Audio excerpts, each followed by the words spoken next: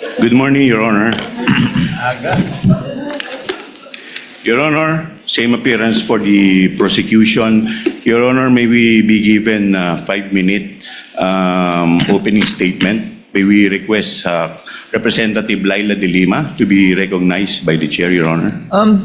The Chair would like to remind the Honorable De Lima, if indeed she will make an opening statement, to kindly avoid conclusions of both fact and law, as we have previously agreed upon and raised by the defense in previous hearings, and as pointed out by several senator judges. With that conditionality, the Honorable De Lima may proceed with her opening statement. Your Honor. Dito pa lang sa umpisan to, medyo duda na ako. Bakit alam naman siguro ni Senator Judge or presiding judge Senator Escudero na maaaring maging conclusive ang magiging statement ni Senator De Lima. Bakit pinayagan pa? Nakakapagtaka naman doon. Kaya yung part na yun, kaya talagang medyo sobrang nagtataka talaga tayo doon, no? Sige, tuloy natin. May we comment on that matter? Yes, what is the pleasure of Attorney Poe? Your Honor, I'd like to apologize for having to comment on this matter, but as far as I recall, the presiding officer already made a ruling before against opening statements, Your Honors. Again, I will be very conscious, Honorable De Lima, with respect to statements of fact and law that are not coming. Kinontra na ni Attorney Poa. Pero bakit inalaw pa rin? Parang mali naman ata yun. Out from the mouth of any witnesses you will be presenting. So kindly be precise and short with respect to your opening statements. You may proceed, ma'am, subject to those reminders. Thank you, Mr. Presiding Officer. This is about 5 minutes or a little more than 5 minutes. Mr. Senate President, Mr. Presiding Officer, Honorable Senator Judges, mga kababayan, magandang umaga po. Sa ating pagbabudget para sa pamilya, dahil hindi naman unli ang pera, masinop ang ating paggasta sa talagang kailangan at kapaki-pakinabang natin nilalaan. Ganyan din dapat sa pondo ng bayan. Sa yugtong ito ng paglilitis, Umpisa pa lang conclusive na eh. Hindi pinipigil eh. pag-uusapan natin ang confidential funds. Ito ang budget para sa mga sensitibo at surveillance-related activities upang suportahan ang mandato ng mga civilian agencies. That the budget is intended for confidential operations does not mean that the conduct of the officials involved in the handling of people's money is exempted from the demands of transparency, scrutiny, and accountability. Public office is a public trust. Yan ang sabi ng konstitusyon. Sakop nito ang lahat na nasa gobyerno. At ang utos na yan ay hindi pwedeng balewalain dahil confidential lang o confidential ang pondo. Ang confidentiality ay para protektahan ang lehitimong operasyon at informant. Hindi ito pahintulot para mag-imbento ng pangalan at dokumento. Hindi ito palusot para ibulsa ang pera. Kung confidential ang pondo, lalo pa ngang mataas ang pananagutang kaakibat nito. Tuloy-tuloy pa rin. The Constitution entrusts this court with the solemn duty to determine whether the respondent... Ito na yung nilalaman nung sasabihin ng witness eh. Bakit hinayaan pa to si De Lima na magsalita ng ganito, di ba? Vice President committed culpable violation of the Constitution, graft and corruption, and betrayal of public trust. The evidence will show that she did. This case, Article 1, is about 612.5 million in confidential funds entrusted to VP Sara Duterte through the Office of the President and the Department of Education. This is not about one missing receipt. This is not about a clerical error or accounting mistake. The evidence will reveal a pattern, a systemic course of conduct that, taken as a whole, demonstrates graft and corruption Your Honors, and betrayal of public trust. With the permission of the Honorable De Lima, yes, Counsel for Your Honors, Respondent. again, Your Honors, I think we have to object to the statements being made by the Honorable De Lima, with all due respect, of course. Your Honors, they can do that through the offer of their evidence, Your Honor. Chair will instruct the Honorable De Lima to kindly limit her statements. I was listening intently in the beginning. It was okay, Honorable De Lima, but later on, No, okay dun. you did make Conclusive conclusions na nga of eh. law Isa pa already, lang. which the chair orders to be stricken from the record. You may wind up, Honorable De Lima, but kindly avoid conclusions of fact and law. Your Honors, please, if I may just be given just Yes, a few seconds. Your Honors, ang naging problema natin nung huling pagkakataon na pinayagan natin yung ganitong statement at sinasabi na nga ng presiding officer is kahit naman i-strike off the record natin, narinig na po at nasabi na.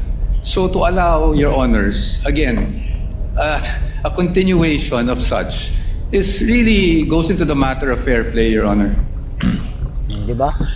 Honorable De Lima, Kaya nga eh, di ba? Ba't mo kahit nasabihin mong binura mo na yan sa sa record, ang gusto na lang nila talaga yung yung maririnig ng public lahat. Kaya gusto lang talaga nila sirain yung pangalan ni VP Sara Duterte.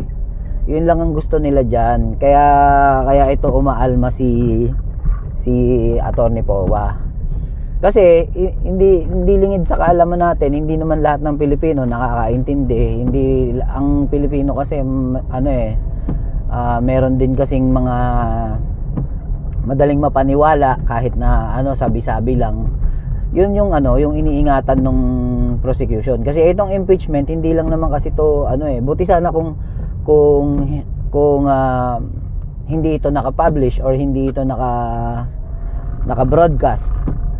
Sila lang siguro hindi mag-object itong si Attorney Powa, hahayaan niya to. However, yun kasi nga naririnig nga kasi ng sambayanan itong impeachment trial na to na na hindi naman kailangan gawin pa ni Senator De Lima nito ni Laila De Lima yung pag ng opening statement, which is binanggit na nga nung umpisa pa lang na napagkasunduan na nila. I mean parang lalabas against the rule na siya.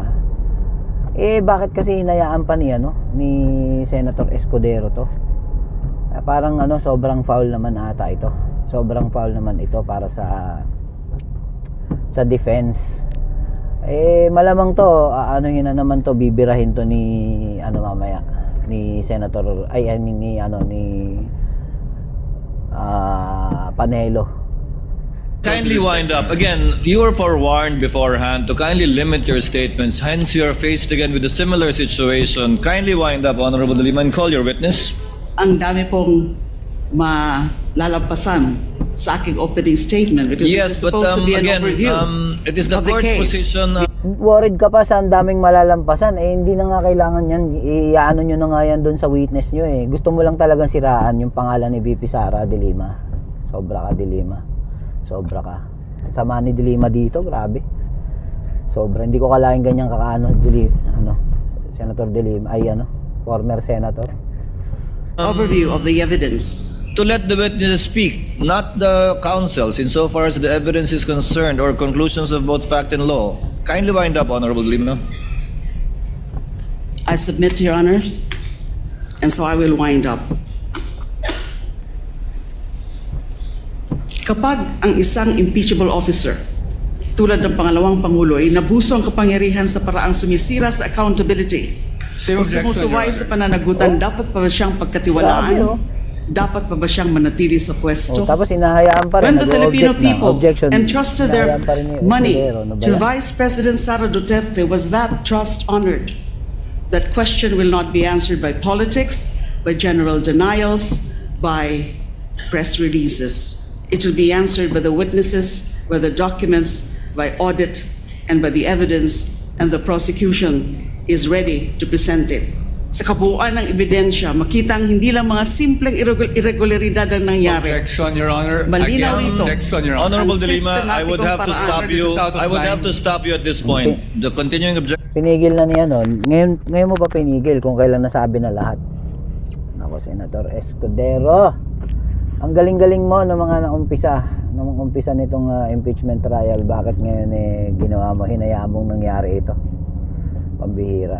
Nako, abangan natin yung sasabihin ni dito ni Senator ni panay ako Senator ni Salvador Panelo dito. So malamang mapapansin dito ni Attorney Sal Panelo.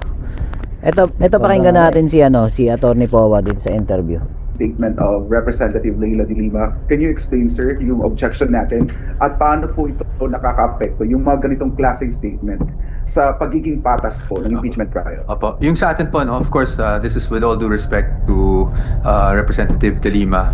I have the utmost respect for her, so I did not mean to offend her at all. Ang sa atin lang po sa defense, no, it's just that nagkaroon na rin ng ruling, nagkaroon na kasi ng isang pagkakataon na nagkaroon ng opening statement ang prosecution, and in a way, nagkakaroon po kasi ng tinatawag nating conclusions of law. Kumbaga, nailalahad na doon yung mga paratang nila at nabibigyan na ng konklusyon na may maling nagawa ang ating Vice Presidente, at sa pananaw ng defense, dapat yon ay kumbaga sa kanila pinapatunayan nila through their witnesses and not through statements. Kaya po we really recorded our objection to such statements, at nagpapasalamat naman po tayo sa patience rin ni Representative de Lima, at nagpapasalamat din tayo sa ating presiding officer. Nakita naman niya yung point natin. Actually, ayoko po sana. Ang bait pa nito ni ni Attorney Powa talaga. Pero para sa akin, na talaga yun, sobrang foul yun eh. Sobrang foul yun. Hindi naman dapat inalaw yun kasi ba't pa sila nagkasundo doon sa na yun, na sa ruling na yun, tapos ganun din, lalabagin din. Bihira. Nang mag-interject in the middle of her speaking, kasi it's quite disrespectful naman talaga to do that. So I was really trying not to, except that ang magiging problema kasi natin katulad noon is pag nasa record na, kahit na pa-strike off natin yan, narinig na po ng ating mga kababayan, at baka po makondisyon kasi yung mind sa mga kababayan natin, lalong-lalo na hindi pa po tayo naglalabas ng ebidensya ukol dito. Kahit yung prosecution at that time wala pang nilalabas na ebidensya, at lalong-lalo na dahil ang depensa ay hindi pa rin naglalabas ng aming ebidensya. So yun lang naman po iniiwasan natin. But I have to say that again, I'd like to pay my utmost respect for Representative de Lima for being patient also with the objections that I recorded earlier. Attorney, sa first witness, hindi po kayo nag-cross-examination. Is it Grabe, part of bait ni your Attorney legal Powa. Ako wala. strategy, Hindi ko or na talaga nire-respeto nakikita nyo lang na si hindi de Lima? na kailangan mag-cross-examine? Well, sa totoo lang, it wasn't really on the legal strategy side. It was more of, doon naman sa naging nakitang issue doon. Wala namang questionable, wala namang damaging na nailabas ang ating witness, at regular lang naman na yung witness ay nag-identify ng mga cheque, at hindi naman natin kino-question yun. So, I didn't want to prolong the proceedings and be petty by asking questions pa kung hindi naman kinakailangan. Sir, speaking of cross-examination, the cross-examine po on the second, may isa kasi term, may mga terms kasi na na-float doon. Okay, siguro ang na lang to, yung mga tanong dito about na lang dun sa bakit hindi na siya nag cross-exam pa doon sa witness. Yun nga, kasi wala naman eh. Ako, pinanood ko, parang wala lang. Napaka-boring nga panoorin eh. Hindi ko na, ayoko na nga tapusin eh.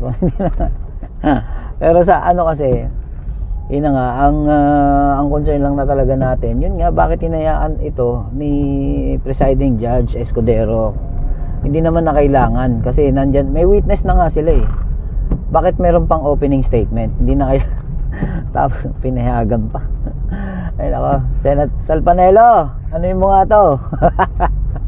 Ikaw na bahala rito Salvador Panelo, abangan ko. Siguro ka dyan mga kababayan, maraming salamat. Mahalin natin ang Pilipinas kahit nagkakaganito na, kahit ang hirap-hirap na ng kalagayan natin. Mahalin natin ang Pilipinas kahit nahirapan na tayong lahat. Peace out.